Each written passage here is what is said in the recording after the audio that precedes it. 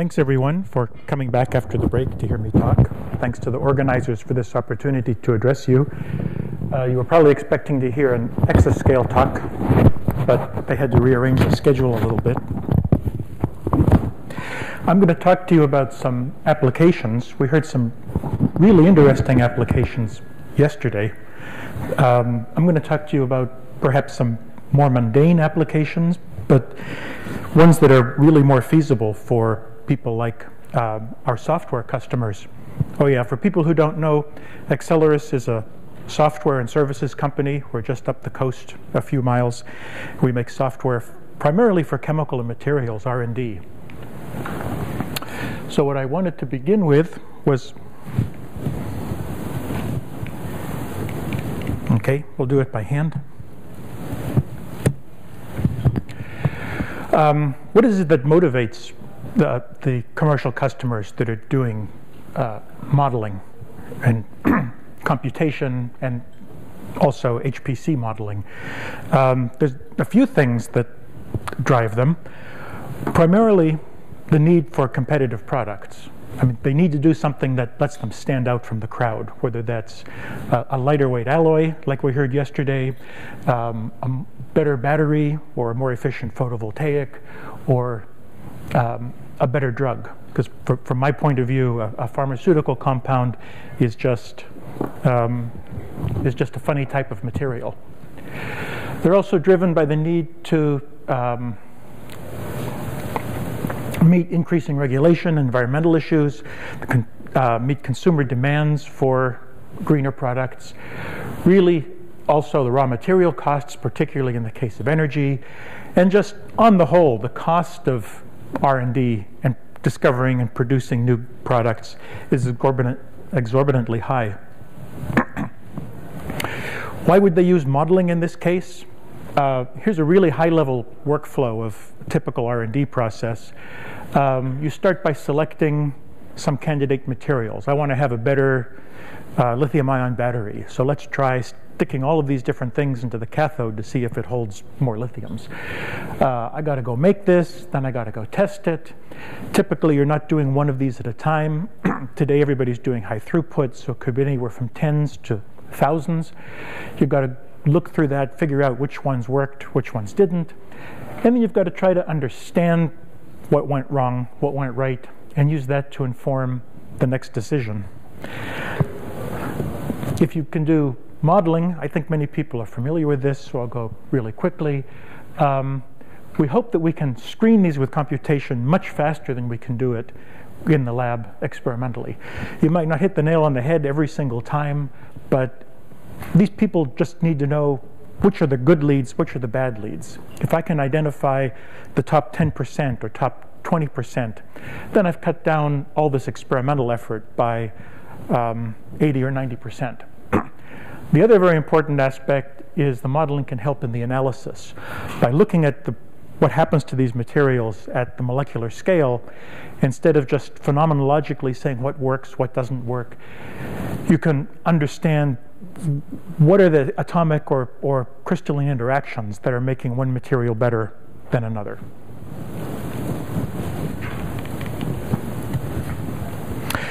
Why would they do this with HPC? I think everybody in here is an HPC fan, but I wanted to identify a couple of classes of problems that HPC is good for. First of all, calculations just take a long time. So you want a faster computer to get the results back faster. I put up a couple of examples here, but I didn't have the courage to put time estimates in writing. I worked on a polymer shearing example for a customer. We put a polymer between two aluminum plates, and we wanted to see how additives affected the friction. And I had about 16 cores to do that calculation, and it took the better part of a week. That's also the typical type of hardware that our customers will have. So being able to make the calculations like that run on bigger systems or bigger HPC systems is really going to make a substantial difference in their ability to apply these types of models. The other aspect I didn't hear anybody else talk about yet is that there's a lot of different materials to screen. If you think about, for example, I said a supported transition metal catalyst. Imagine you have alumina or titanium surface, and you're going to impregnate this with 3 different transition metals, and you're going to do this in gradations of 10% to build a ternary phase diagram, and you're going to choose from 30 metals in the periodic table. That gets you 260,000 different samples that you have to screen. Another example that we worked on Accelrys is this magnesium-13 cluster, which is being explored as a hydrogen storage material.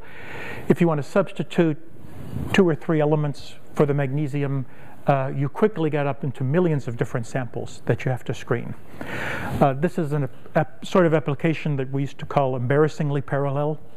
If you have a machine with lots and lots of cores, then ideally you want to farm out each one of these to a different core and get the results back very fast. The other reason why HPC researchers are typically under pressure to provide the results very fast. Unfortunately, the modelers aren't usually brought in until everything else has failed, and they're under the gun to get an answer just as quickly as they can. Ann Chaka, who works at NIST, says she's typically required to deliver results over coffee, over lunch, or in the worst case, overnight. So the only way you're going to be able to do that is with high-performance hardware. So as I said previously, we can use the HPC to run lots of different calculations on many cores, to run one calculation across lots of cores to reduce the time. 2 other things that I'm going to talk about: calculate smarter, not harder. Instead of putting all the effort into screening, can we do something in analysis that says, well, of those 1.6 million different hydrogen storage materials, can I use some smarts to figure out which 10% of those do I really need to screen, and then which 10% of those do I need to forward to experiment? And also, new software algorithms are needed to take advantage of the hardware. So I'm actually going to talk about the new software algorithms first, and then I'm going to show you some examples of how our customers have used these different concepts on fast hardware in order to solve some practical problems. I think many people here, you've heard people talk about density functional theory. It's a materials modeling approach based on quantum mechanics. And right now, the problem is that density functional scales somewhere between n squared and n cubed, meaning if you double the size of the problem, your computational cost is going to go up by at least a factor of 4. What we want with linear scaling is, if we double the problem size, we want the CPU time and memory to double. We also want it to be linear scaling in another sense. If we double the number of cores, we want the CPU time to go down by half. And obviously that's easy if you're on 2 or 4 processors, but when you're going from 2,000 to 4,000, you still want to get that sort of scaling. Those of you who are familiar with the quantum mechanical methods will understand this point. As you get to bigger and bigger problems, and the gap between the occupied and unoccupied space gets narrower and narrower, it can be harder to converge the wave function and the energy. You want to be able to systematically control the accuracy. So some days you want to be able to turn the dial down and say, I want a quick and dirty solution. Other days you want to say, right, let's crank this up all the way and get the most accurate answer I can. And plane wave accuracy, well, that really is saying we want this to be at least as good as the state of the art in density functional calculations. Just a couple of equations to motivate how we're doing this. We start with the Schrödinger equation, where some quantum mechanical operator on the wave function gives us the energy. In the density functional approximation, we have this effective Hamiltonian, which is kinetic energy, the electrostatic potential between the electrons and between electrons and nuclei, and also exchange correlation terms. And we're going to do this in some single particle basis. So we go from psi to a series of psi i's. The charge density is constructed from the sum of the norms of of these wave functions. And interestingly, density functional theory says, well, instead of operating on the wave function, we can operate on the density, because if we know the density, then that's enough to get the energy and all the properties. Unfortunately, in this scheme, we've got to keep these orbitals orthogonal, and as soon as you introduce something like this, you've introduced an n-cubed bottleneck. So the idea behind ONETEP, which is an implementation from University of Cambridge, is we're going to come up with some sort of transformation that takes the orbitals and localizes them. So just to go through this very quickly, if I do an integral of conventional molecular orbitals, I have to integrate over all space, and I have to integrate lots and lots of orbitals. If I can localize them, then I have to do these integrals over alpha, beta, gamma. I have to do these integrals over delta, epsilon. But the ones on the left never see the ones on the right. So my matrix becomes very, very sparse. Consequently, we can extend this to systems a couple order of magnitude bigger than people have done up to now. We heard some of that in the talks yesterday. This is maybe not as big as some of the things people were doing yesterday, but it's the kind of thing that commercial customers can get and run out of the box. This is a conventional plane wave program that scales as n cubed. This is showing succeeded in linear scaling up to 2,500 atoms. Since we made this slide, there are bigger cases. You can go to multiple thousands of atoms, and you can also do this across multiple thousands of processors. What can you do if you have a method like this? One of the examples I didn't put in here was material science. People want to look at very, very low defect or dopant concentrations. If you want to look at, for example, a 0.1% dopant concentration, you need at least 1,000 atoms and replace one. Something in the life science area, people are interested in judging the effectiveness of a drug or an inhibitor by how strongly it binds into a protein pocket. And because of the limitations on force field with developing parameters and so forth, you'd really like to be able to do this quantum mechanically if you could. A protein typically has thousands and thousands, maybe 5,000 or 10,000 atoms in it. You don't want to do that unless you have to, but with this quantum mechanical study, they showed you need somewhere between 600 and 1,000 atoms in order to get kilocalorie accuracy on the binding.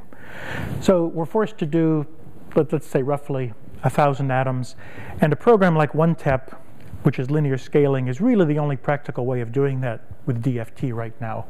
And if you did this on a few hundred processors, this is the type of calculation that you could do in, well, in a few hours. The results, you squint and you say, well, it's not perfect, but it's pretty good. This was the very first time anybody had done something like this, so I don't expect it to be perfect. But this is opening the door to doing quantum mechanical accuracy on in silico drug design. This is still a fairly new application. I wanted to talk about some more conventional applications with not the linear scaling DFT code, and also talk about how materials informatics can be brought in the mixture to accelerate this even further. We worked a few years ago with a company called E2V, which is developing biosensors. You can see the size of the actual sensor here. And the idea is, instead of drawing blood, you want to have some microneedle array so that you can just press this against your skin and get enough bodily fluids in there that the sensor can operate on it without a lot of pain and suffering. At a really high level, what's happening is there's some kind of dye that's on a protein which is docked to the surface. When whatever biomarker you're testing for, maybe it's for a cancer-causing biomarker, maybe it's something to do with diabetes. When that comes in, something else falls off the protein, and the dye, which is represented by this lightning bolt, sticks to the surface. And then we want our sensor to figure out, has something stuck to the surface? So initially they had a sort of sensor and it worked fine in the lab. And when they tried it at body temperature, it didn't work. And the movie gives away the punchline. At 21 degrees, the lab temperature, this molecule sits very nicely on the surface. It bounces around a little. But at blood temperature, there's enough thermal energy to cause this thing to desorb from the surface. So here's the voltammetry curve. This darker curve at 21 is sufficient to distinguish the presence of the molecule, but at 37 degrees Celsius, it's too flat, and the sensor doesn't work. So first of all, a modeling program was able to identify and explain what was happening. What's really neat is that it's also able to propose a solution. They just looked at this very naively and said, gee, if those things were heavier, maybe they wouldn't float away. So as you see in this larger image, they stuck a buckyball on top of it, which doesn't substantially change the chemistry at the bottom where it's binding to the surface. And the bottom line is that it's stable and has a detectable peak at 37 degrees. The other neat thing that came out of doing the simulation was you don't have to do this to every single one of the dye molecules. You only have to do it to a fraction, and that's enough to stabilize the surface. What's the ROI? That's something I wanted to bring up as motivation. We don't always get quotes like this, but it's great when we get such a quantifiable quote. They were working on this problem for about a year, and with modeling they were able to solve it in a couple of weeks. You imagine if you had an even bigger, faster computer, you could solve it in days instead of weeks. And they were able to estimate the cost savings at 500,000 pounds. And like I said, I wish I had a comment like this from every one of my customers, but it shows that it's not pie in the sky. There really is a quantifiable motivation for doing modeling in commercial R&D. The other example I wanted to talk about is very, very different. This is also using density functional, but in conjunction with high throughput and with data analysis. We did this with Johnson Matthey and CMR fuel cells, and as it says here, it was partially funded by the UK government. The basic operation of a fuel cell, I bet most of you know, but I'll go through it really quickly anyway. Oxygen combines with hydrogen to make water and electricity. Nice, clean energy, hydrogen economy, all those great buzzwords. At the anode, hydrogen comes in and it's split into protons and electrons. There's, in the PEM fuel cell, polymer electrolytic membrane, there's a membrane that lets the protons diffuse to the cathode so it doesn't short out. And at the cathode, oxygen combines with the protons and the electrons to produce water and drive the current.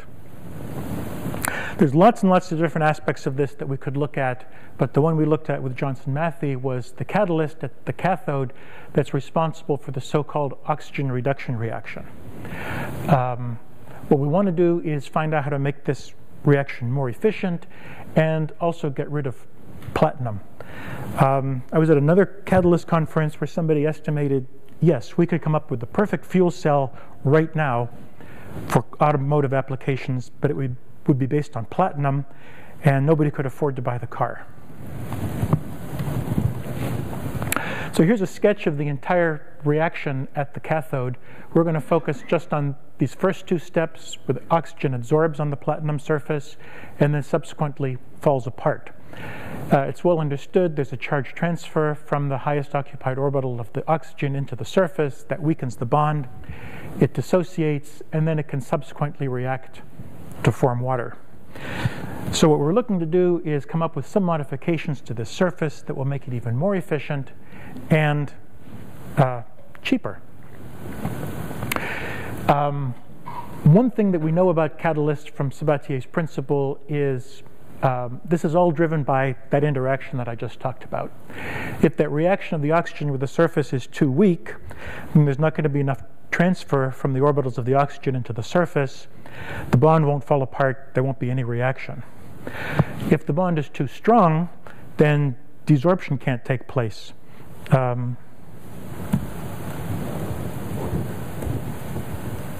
Desorption can't take place. So you're just going to have a bunch of oxygen atoms poisoning the surface, and that doesn't do anybody any good. The catalyst activity typically follows the so-called volcano plot, where the adsorbate bond strength gets tighter and tighter. You get a peak activity, and then the activity falls off. Platinum, as you see here, is close to the maximum, but not ideal. So we want to find out something that's closer to the peak of the volcano and cheaper. And Johnson Matthey thought that density functional calculations would be a good way to estimate this. The problem turns out that there's an awful lot of calculations that have to be done. Based on discussions with the other modelers and lab chemists involved, they decided to look at alloys of the form A3B, platinum 3 cobalt, for example. And the A was typically platinum and gold in this study, and the B went across the first couple rows of the periodic table. You want to come up with a reasonable model for your density functional calculations. So we did this 5-layer surface. The bottom 2 are held fixed to simulate the bulk. And we substitute the promoter atom in the top 3 layers. It turns out that for every combination of A and B, there are 220 symmetry unique structures. You can't focus on just 1 or 2 because they're all relatively isoenergetic. So you have to do all 220 and Boltzmann average the results. You start out by saying, well, I just want to do 2 A's and 10 B's. So right away I'm over 10,000 calculations. If we want to look at more elements in the periodic table or go to ternary or quaternary diagrams, then this just explodes. So I'm faced with 2 problems. Well, probably more than 2 problems, but I want to avoid doing 2,000 density functional calculations on the oxygen reduction reaction because these transition state search calculations are very expensive and they're also very difficult to automate. And we certainly want to automate this in some way if we're going to have thousands of calculations. So here's an example of what I meant by calculating smarter, not harder. We know from Sabatier's principle we can estimate activity from the adsorption energy of the oxygen on the surface. What we found by doing calculations was the center of the D band is roughly linear with the adsorption energy. Here's an example, and okay, there's one really bad boy outlier here, but by and large, there's a correlation between the adsorption energy and the center of the D band. The center of the D band is something that's dead simple to calculate with density functional theory. So I've come up with a very straightforward way of automating these sorts of calculations. In summary, ORR, oxygen reduction reaction barrier, is expensive and hard to do. The adsorption energy calculation is cheaper, but the D band center is cheapest. So we can set up a hierarchical sort of workflow where we do this. The ones that pass muster, we calculate the adsorption energy. The ones that have good adsorption energy, we do the more expensive and complex calculation. And the ones that pass here get forwarded to the experimentalists. This was automated in a web port using commercial code from Material Studio. And this has also been implemented using a program we call Pipeline Pilot, which makes it easy to set up web ports and reporting. We stuck a database in there because, God forbid, you lose these calculations after you've done a few thousand of them. And also, you need a systematic way of searching through all those thousands of results to look for the answers you need. So on that note, I don't know that this is particularly HPC, but it emphasizes the point that if you do HPC and you've got these thousands and thousands of results, you do have to think about how you're going to make sense of all of those results. So here we made a very simple web port that could just search through there and for each of these steps in the reaction, it tells me the energy. And now it's really easy to see. I don't know if you can read the actual element symbols from the back, but everybody can see that black curve is good, yellow curve is bad. So we know that nickel is a good dopant and gold is a really bad dopant. Those are the types of conclusions you can draw from the ability to do these calculations, to do lots of calculations, do them relatively fast, and then search through the results systematically and generate reports. That's the kind of thing that brings value to the customer. So just in summary of that, we were able to do automated screening of thousands of these compounds. We came up with a lead, platinum-3 cobalt. I learned subsequently platinum-3 cobalt was the one they let us talk about because it's not particularly interesting. It's just sort of academic interest. They did have some lead mixtures that they wouldn't even talk to us about, and those have been forwarded to the experimentalists for subsequent testing. So I wish I could tell you that there is now a catalyst in production as a result of this. I can't say that, but I can say that they're definitely sped up their research workflow by using this and came across materials that they couldn't have otherwise. I'm not going to talk about lithium-ion batteries because I only have 1 minute. I'll just say we did a similar thing for lithium-ion batteries working with Mitsubishi Chemicals.